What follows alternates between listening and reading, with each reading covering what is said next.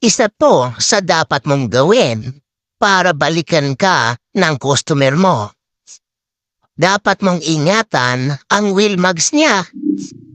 Lalo na kung katulad nito, bagong-bago. Dahil pag ito hindi mo iningatan at nagasgasan, tapos ang relasyon mo sa customer mo.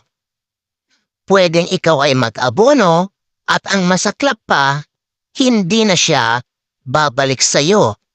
At ang matindi, ikukwento ka niya na walang ingat ka gumawa.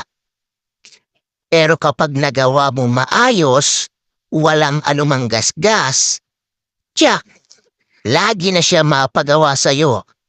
At irerekomenda ka pa sa mga tropa niya. At pag medyo galante, asahan mo ang tip na hindi bababa sa 20.